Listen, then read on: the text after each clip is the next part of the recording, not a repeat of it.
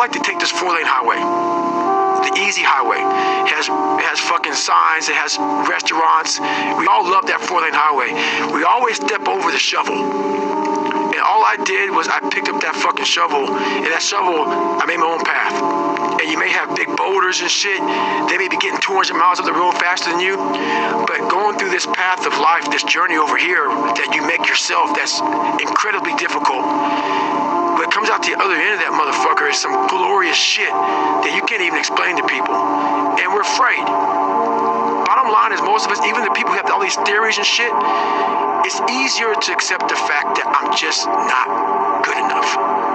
So that's what you gotta understand. You don't have to be some special creature and come from some special people and have a special school. You have to have a special brain. And people always talk about the pull-up record. I had these humongous calluses on my hand from doing all these pull-ups. I did 67,000 pull-ups in preparation to break the record. I gotta prove it. Prove what? I'm not a mistake. I did it alone. There was no fucking trophy on the fucking wall on the mantle. That trophy's in my fucking brain. No one helped me get there. No one paid my fucking bills. No one did shit for me. No one ran those fucking miles, lost that fucking weight. I suffered on my own.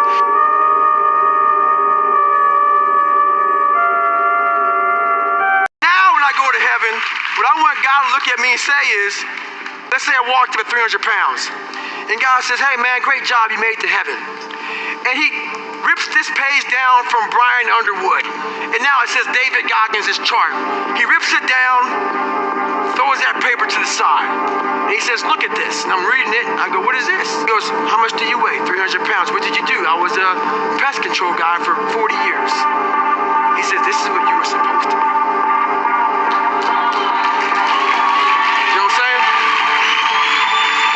A 185-pound person. Be able to run 205 miles. Break the pull-up record. Motivate people. Energize people. Make them driven. Make them passionate. Make them find more. So am I in heaven or in hell? That's what motivates me. Everything starts to corrupt your mind. You start to look around too much at other people and what they're doing, and that starts to corrupt your own dialogue. We are judging ourselves against too many fucking people. You have to judge yourself against yourself. And that's the one thing I started learning, man. This isn't a race against me and Rich Roll. This is a race against David Goggins and David Goggins alone. And once you can silence all that bullshit, all the outside interference and things that are attracting your mind to everything, you can then start to grow and realizing I'm stressed out for no reason. This is my own little race. This is my own timeline, and this is how I'm going to run it. I sat at home for so many fucking nights by myself, broken, not just physically, mentally, spiritually, but then I sat back and said to myself, I invented a motherfucker. I actually sat back. I was fat, nasty, out of shape, miserable, and created a human being in my mind that didn't even exist. And said, that's what I want to be. I want to be that guy. I want to be a guy that's capable of doing exactly what I'm doing today. And you have to, if you weren't born that guy, that mentally strong guy, he can't be made. Woman, man, whatever the hell you are, it can't be made. You want to be that one motherfucker that every day, whether it's raining, snowing, sleeting, you lost every dime, your mom died, your dad died, you come and you bring the energy that it takes to make a team function at the highest fucking level every day. And that's the person you want to be every day of your life. I love what you talked about when you ran the marathon. You realized how much you were leaving on the table. Because that is, I think the unfulfilled potential is the story of most people's lives. It is. And it could have been the story of mine. And I tell a lot of people go, what's your biggest fear in life? And my biggest fear, honestly, was, let's say this. Let's say, I don't care if you believe in God or not. I don't care. So let's just play a game with me. Let's say you're God. And we have a big fucking long line of people. and I made it to heaven. I'm 75 years old. I'm 300 pounds. I made it to heaven. I worked for Ecolab my entire life, spraying for cockroaches. That's what I did. But I'm dead. I'm in heaven now. And you're judging us all now. So we're in line. We're all sitting there in line. And you have Adam Brown. He has a big board up, and you're talking to Adam Brown about his life. And you rip it down, and I'm next in line, David Goggins. I see my name, and I see all this shit, and God goes, hey, you say, read this, man. And I'm reading this list, and I'm seeing 182 pounds, Navy SEAL, Ranger School, motivational speaker, changing lives. Okay, man, pull-up record, all this shit. And I'm like, that's not me, man.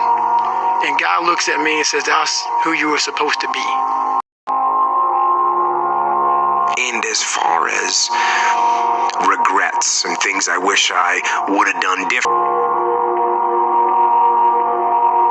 filled with knowledge and strength and power and filled with life.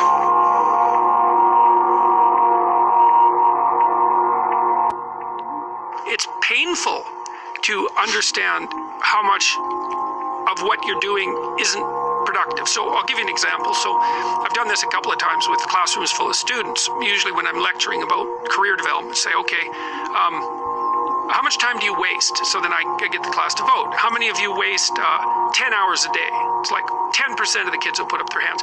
And it's interesting because I don't define what constitutes waste. I just ask the question. So they're diagnosing themselves, right? I'm not saying you're wasting 10 hours a day. I'm just asking. It's like, given your own attitude, how much time are you wasting? 10 hours a day. It's like 10% of the people put up their hands. Well, when you get to like 6 hours a day, 80% of the people put up their hands. So then we do the arithmetic. It's like, because I like doing arithmetic with people. People hate arithmetic, but I like doing it. It's like, okay, 6 hours a day. It's 42 hours a week. So let's call that a work week, 40 hours a week. So that's a work week. Let's say, what's your time worth? You're a university student. Well, it's certainly worth minimum wage, because obviously, but it's worth way more than that, because if you spend a productive hour when you're 20, then you gain the benefits of that hour for the rest of your life. So there's the compounding effect of time spent when we were young. So I say, well, let's assume your time's worth $50 an hour, which I think is an underestimate, but whatever. Let's call it 50. We call it 25, but we'll call it 50. That's $2,000 a week you're wasting. It's $100,000 a year. It's like, how much better would your life be if you weren't wasting $100,000 a year? It's like, what is that over 40 years? $4 million. It's like, you're rich. You don't even know it. Quit wasting time. By your own definition. It's like people shake their heads like, oh, I never thought about it that way. It's like, yeah, think about it that way. Don't waste your damn life. And then you think, well, why would people be resistant to that message? It's like, well, you really want to wake up and figure out that you're wasting half your life? And when people do that kind of wasting, they actually hate it. And I've had lots of people come to my clinical practice who are chronic procrastinators, and so they're watching YouTube videos, say, but not ones that are good for them, although sometimes they will do that, but just browsing in that kind of mindless way that you do when you're not paying attention and you're trying to kill time. And people doing that, they feel bad, they get depressed, they feel anxious, they can't get away from it, they feel kind of quasi-addicted. That's what they're saying about social media now. It's a huge issue with young kids. Absolutely, but there's this feeling of kind of internal rot and corruption that goes along with it. It's like, yeah, well, you're wasting your life. It's like, so it's painful. It's painful to recognize that. Then it's painful to think, oh my God, look how undisciplined I am. I don't know anything. I can't use a schedule. I can't stick to a calendar. I don't have any aims. I don't know anything about the world, right? And maybe there's a part of me that's bitter because I haven't got everything already, and I'd just like to say, to hell with it. That's the recognition of the Jungian shadow. It's like, that's what makes you vicious and untrustworthy. All of that. No one wants to look at that, and no bloody wonder. But hey, the alternative is worse.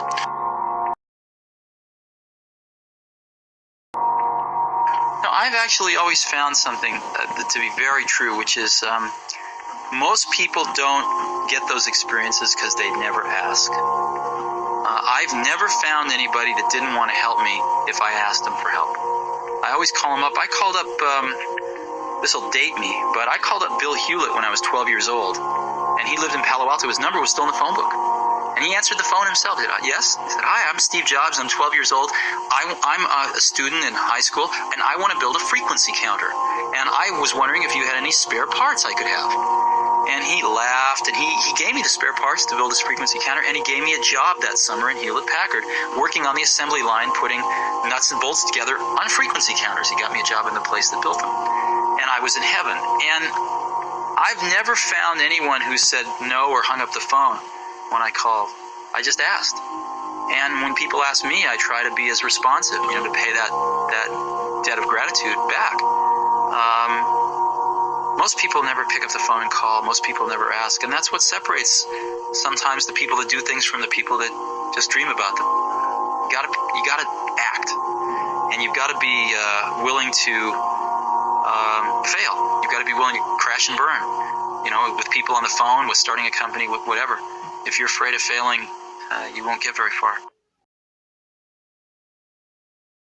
You have to pick a path of discipline. I found that nothing in life is worthwhile unless you take risks. Nothing. Motivation is a feeling that comes and goes, and it doesn't matter whether it's there or not. Discipline is infinitely more important. So no matter how you feel, get up and do what you're supposed to do. That's it. And that's discipline. It's not motivation. If you only did what you were supposed to do when you were motivated to do it, that's leaving it to chance. But if you're disciplined, you go do what you're supposed to do. That's the way it works. And this thing that people do, they avoid discomfort.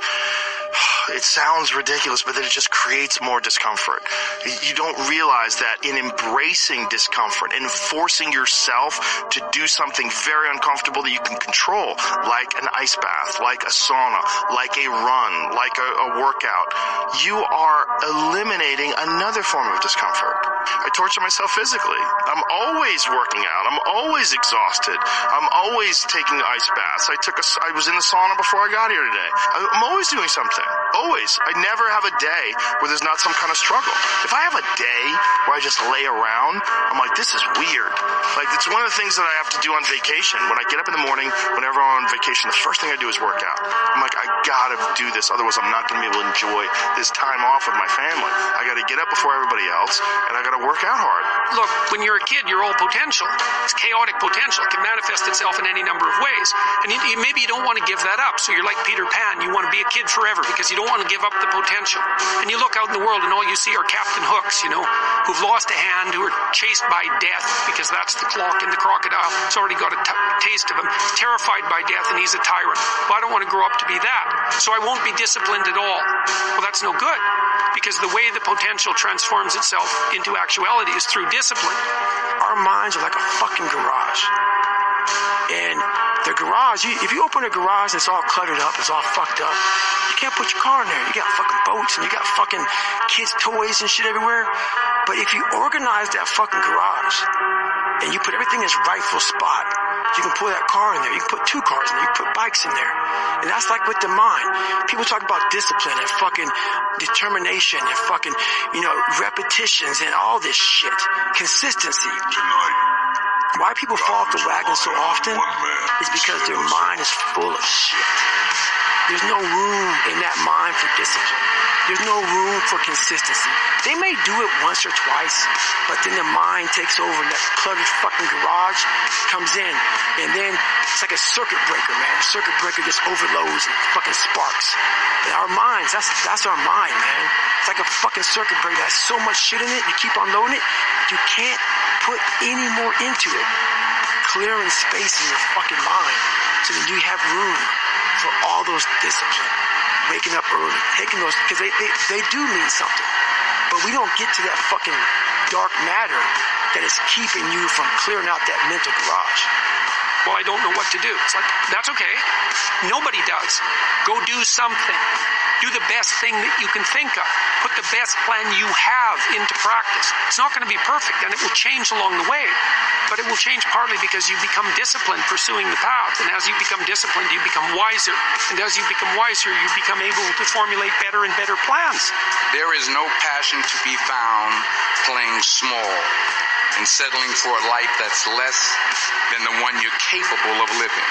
I'm sure people have told you to make sure you have something to fall back on. Make sure you got something to fall back on, honey. But I never understood that concept, having something to fall back on. If I'm going to fall, I don't want to fall back on anything. I want to fall forward. I figure at least this way I'll see what I'm going to hit.